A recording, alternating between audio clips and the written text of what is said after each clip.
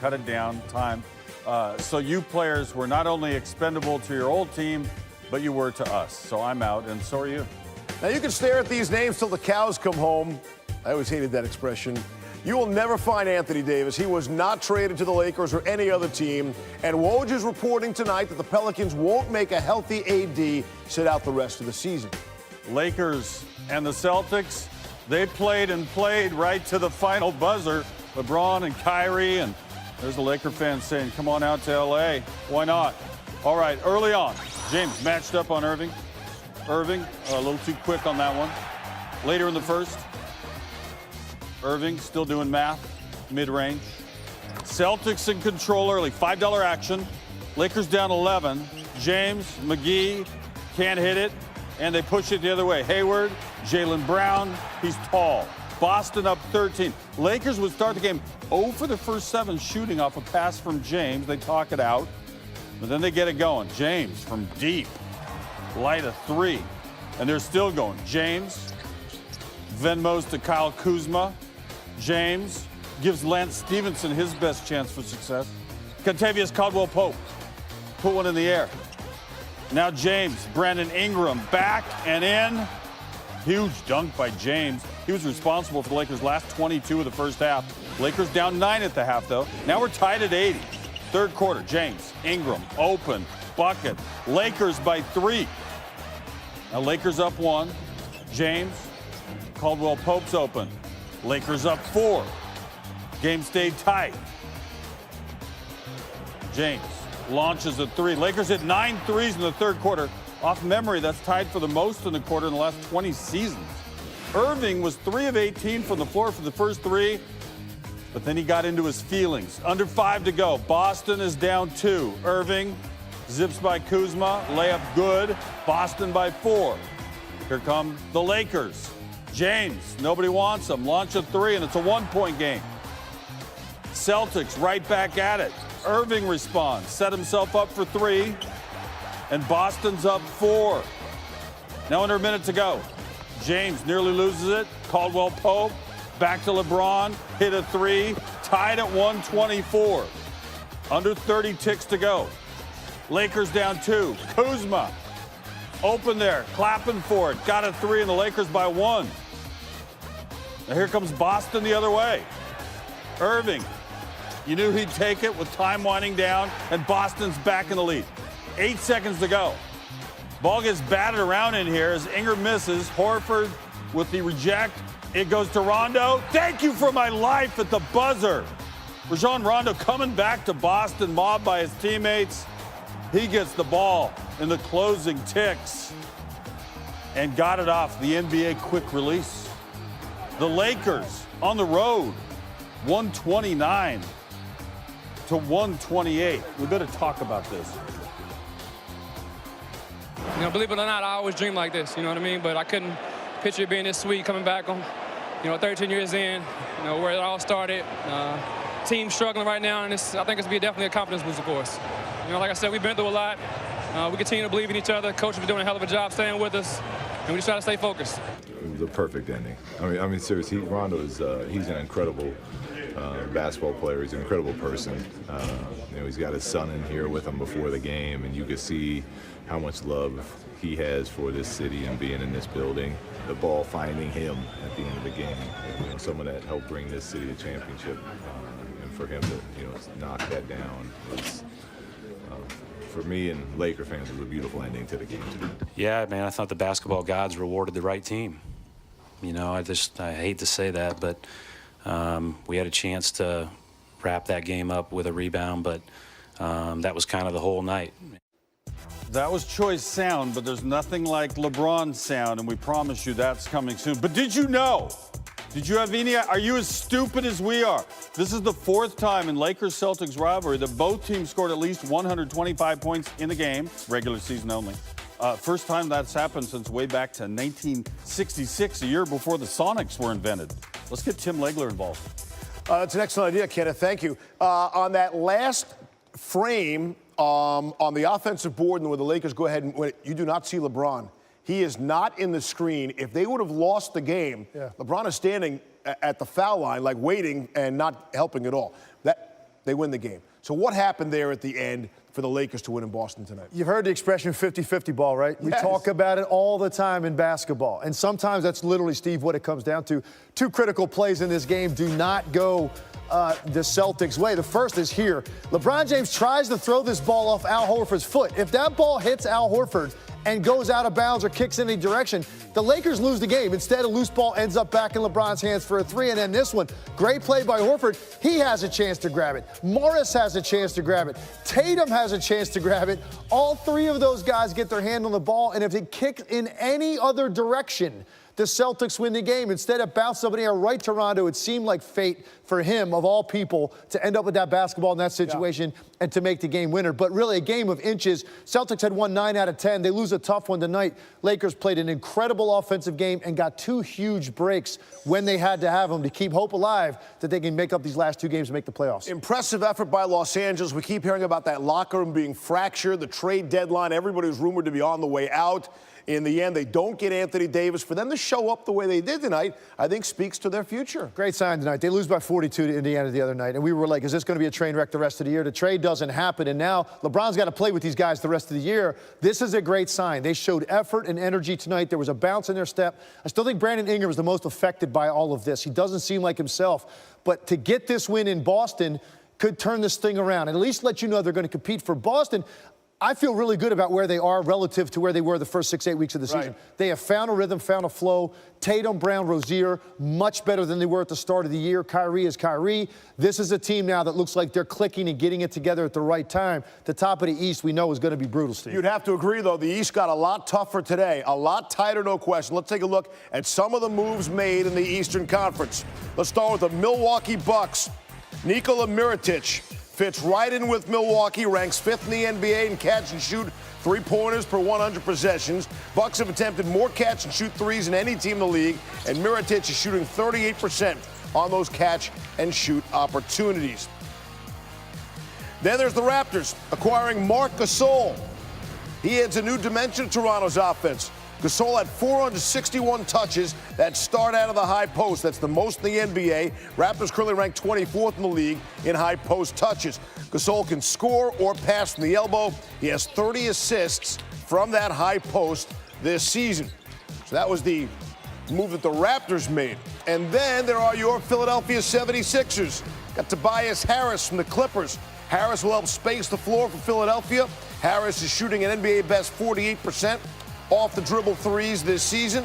The Sixers currently rank in the bottom half of the league on off the dribble threes, and he certainly will help there. So, Legs, the 3 other teams besides Boston that make moves, and you know, Boston gets a bit of a win because they got a shot at AD now after the season's over, but that won't help them in May and June here. Who helped themselves the most when you think about maybe the Eastern Conference Final and the NBA Final? I think without question it's Philadelphia. And it's Tobias Harris. We can start with him because he fits in perfectly because of his ability to stretch the floor at the 4 spot. But he's a lot more than that. He can post, he can slash, he can take you off the dribble.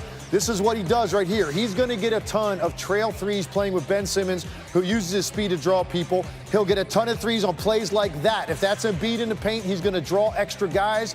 He can respace, spot up, slide up, knock it down. He's going to play off of guys drawing attention to the paint. This is what they had. Mike Muscala, it's not a knock on him. He is not Tobias Harris on these catch and shoot threes. Wilson Chandler played a lot of minutes at the 4 spot for Philly. Again, not the same player. The other thing both of those guys struggle with is if they didn't have a shot on the closeout, the play's pretty much over. They're going to have to swing it. Tobias Harris can then pump fake, put it down. If you close out hard, he's athletic enough to get to the rim and finish. He's 26 years old. He's averaging 21 points a game. Tremendous pickup. Now, the big question, Steve, though, is going to be chemistry, man. You've got 5 guys all averaging over 17 points a game. 4 guys in that 20-point area. It's not going to be easy to blend in 20-something games before the playoffs. But if they can do it, this is the second most talented starting lineup in the league besides Golden State. There you go. And we'll get a quick look at the 76ers. Be a fun game tomorrow night against the Nuggets right here on ESPN. That's Tim Legler minus the lab. Rondo, the first career go-ahead field goal in the final 10 seconds of the 4th quarter overtime. He previously was 0 for 11 in his career. It's his first buzzer beater, wouldn't you know, he does it in Boston. As soon as LeBron speaks to the press, we'll bring it to you live here on SportsCenter. For James, it's been a busy day. Earlier, he and Giannis chose up sides for the All-Star game. With the first pick, I am going with Kevin Durant. The first pick, Team Giannis, I'm going to go with Steph Curry. So the Golden State boys are off the board. I'm going to go with Kyrie Irving. That's a great pick right there. Giannis, I don't know if there's a bad pick out there. I'm going to go with James Harden, Kawhi Leonard, Klay Thompson, Anthony Davis. Champion rules does not apply on All-Star Weekend. Third pick, I'm going to go with LeBron's guy, Ben Simmons. I'm proposing Russell Westbrook for Ben Simmons trade. I'll do it. Giannis to trade everybody on his bench for Anthony Davis. You know, All-Star Weekend is always a treat, so looking forward to it. So the All-Star picking via Skype or something. LeBron had the first pick, as you heard. He chose Kevin Durant, who was salty in his last press conference. Steph Curry goes right away to the other side. Kyrie Irving gets his old teammate. Joel Embiid goes to Giannis. LeBron's final two stars, Kawhi Leonard, James Harden. Giannis took Paul George and Kemba Walker. And then for LeBron's first reserve, he goes to the guy who didn't go to the Lakers, Anthony Davis. Giannis asked if that constitutes tampering. Then LeBron made that Westbrook for Simmons trade after the trade deadline. Russell Westbrook, he's wearing his usual uniform. The OKC Thunder. He would wear out the rim tonight. Second quarter, Westbrook had some trouble. Gets the steal. The wide open slam. Not exactly. And look at Westbrook. Like, he wants to blame the rim. Right? He's checking the rim. What's wrong with the rim? Couldn't possibly be me. Yeah, no, the rim looks straight. All right. Third quarter, Westbrook got revenge on the rim. The steal. And this time, he's going to drop in the dunk so he doesn't miss and celebrates. That rim is cool. Well, that checked out. Watch it again. This is more of a gentle two-handed finish. I'll just leave this right here, if you will. The round two victory against the rim. In the third, Thunder up 70-59 on their way. Jeremy Grant in the paint. No. Westbrook, he does everything. Gets the board, lays it up and in. In the fourth, Westbrook off the screen. Alley-oop and a Terrence Ferguson. Watch it again. Ferguson, the insane slam. Westbrook, 15 points, 13 rebounds, 15 assists.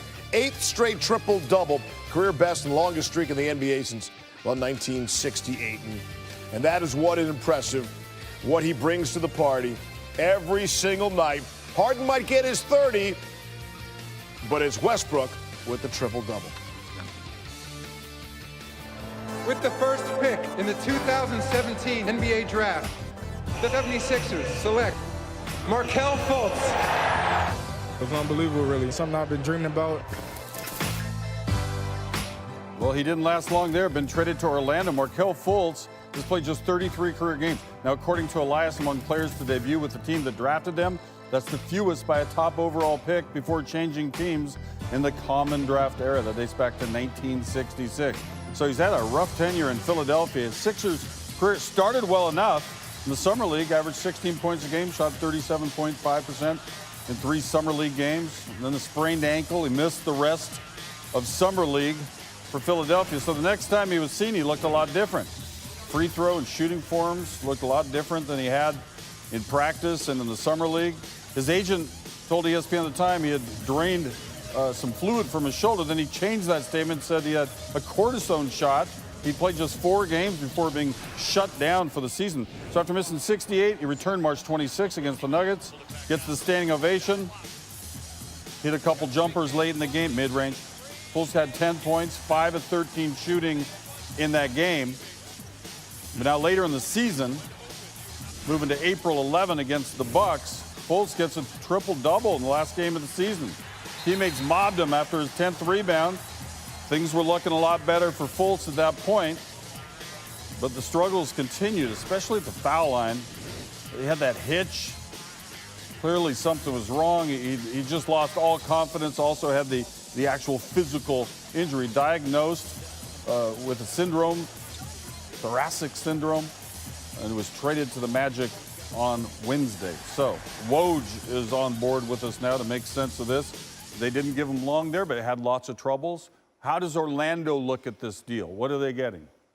Well, for Orlando, they see this as low risk, high reward. They really didn't give up a lot for him. And listen, he's still 20 years old. And this was a player who was drafted #1 overall for a reason. He is immensely skilled. And, you know, people who watched him, scouted him in college, there were plenty of people who thought he was the #1 pick. But there are issues that have to be worked out. He has tried to address them in the past year. And he's no longer to the Magic the #1 overall pick, the guy they traded another draft pick to get. He's a reclamation project, and that's how they're going to approach this with the Magic. That's a good guy to experiment with, a former top pick, a guy who mentally and physically can get through that. All right, Anthony Davis did not go to the Lakers. I think the Pelicans changed it where they had a recording you have reached the wrong number or something. It just didn't work out. And now they announced that he will play, though, because there was a lot of talk about that. Will they just shut him down? Yeah, they had thought about, listen, he is the most important asset in that organization, and they're going to trade him at some point. And when they do, what they get back for him is going to really, form the future of what that organization is going to look like. They've got to get back a maximum haul of assets, picks, all the things you want for a star player. And to do that, they got to make sure he's healthy. And the concern about him potentially getting injured in these last couple months of the season, force them to sit around and think and decide, should we just shut him down? The league absolutely did not want to see that to happen, not a player of Davis's stature.